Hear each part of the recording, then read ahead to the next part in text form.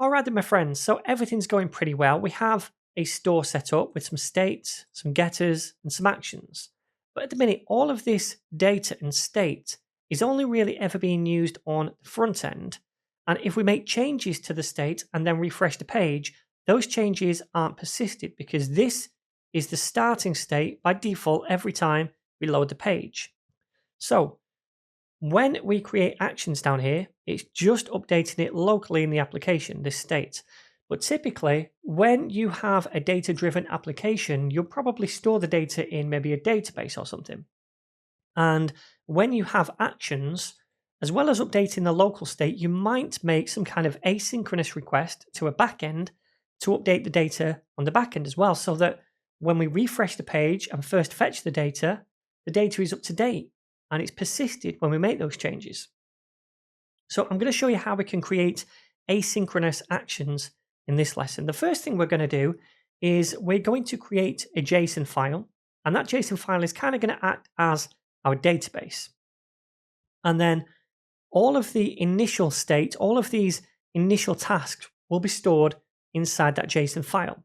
Now, when we first load the application, we're going to create an action which we can call get tasks. And it's going to reach out to that JSON file and get all of that data. And then it's going to update our state to be those tasks. So that will be the initial data. And then whenever we call one of these other actions, we're also going to reach out to that JSON file and update it as well.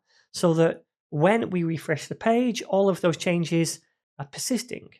So let us start by creating that JSON file. So then over here in the root directory, I'm going to create a new folder, and that's going to be called data. And inside that, I'm going to create a new file called db for database.json. And then inside here, I'm just going to paste in a bit of JSON data.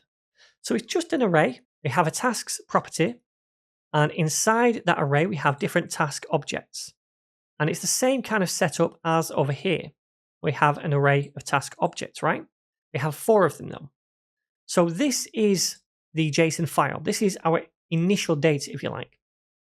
All right, so now what I want to do is kind of reach out to that JSON file to fetch it initially. Now, in order to do this, we're going to use a package called Json Server, and you'll need to install this on your computer globally before you use it. So in order to do that, let's open up a terminal and we type npm install, then -g, and it's Json-server, and then you press enter, and it's going to install it on your computer. And what Json Server allows us to do is spin up a local development server around this file right here, db.json, and it creates endpoints for us using that server so we can reach out and get the tasks. So the way we do that, once it's installed, is say Json-server and then -w to watch a file, and then the path to that file. So in our case, that's going to be // into the data folder /db.json and press enter. And when you do this, you can see that it's spun up this server right here using localhost port 3000. And this is the endpoint to get all of the tasks. So I'm going to copy that. And then what we can do over in the task store is create an action to get those tasks, which is what I'm going to do. Now, this time around, it's going to be an async action. So we put async in front of it and then say get tasks. All right, so inside this function, what do we then want to do? Well, all we want to do is reach out to that JSON file and get the tasks, and we'll be using the fetch API to do that. So I'm going to say const, and then response is equal to await, and then we use the fetch API, and we pass in the endpoint, which is localhost port 3000 /tasks. Then after we've done that, we'll get the JSON data. So we say const data is equal to await response.json and invoke that. And that basically passes the JSON into an array of objects for us. So this data will now be this array in JavaScript format. So once we have that, we can then set the tasks up here to match the data, whatever we get back. So I can say this.tasks is equal to the data like so.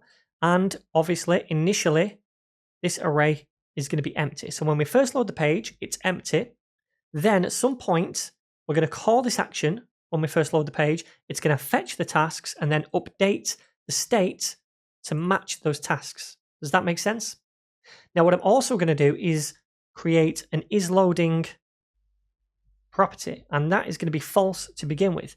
Now, when we call this getTasks function right here, or action, we're going to say this.loading. Did I call it loading or isLoading? We'll call it loading. We'll say this.loading is equal to true because we're starting to load the data. And then at the bottom, when we have that, we can say this.loading is now equal to false. All right. So now we have this action in place, which is asynchronous, and we can call that from app.view. So inside here, we're going to call it from inside the setup. We already have the task store. So all I need to do is fetch the tasks by calling the action. So we can say task store dot get tasks. That was the name of the action. If we take a look over here, get tasks. And that's going to reach out then. It's going to grab all the tasks and it's going to update the state right here to match those tasks. So initially, it's going to be an empty array and loading is false. And then once we have them, this will become the data we get back. Now, to begin with, this is false, but down here, we set it to true while it's loading, and then it becomes false again when we get the data back. So what I'm going to do is a little div up here to say when something is loading as well. So let me just do a loading comment right here, and then a div with a class of loading, and we'll just say loading tasks ... And then we only want to show this while loading is true. So we can say v if is equal to task store .loading. So it's going to be true or false this, right? Let me copy that, or rather cut it and paste it in here. All right, so now all I need to do is just add a little bit of CSS for this class. So let's go to assets and then main.css.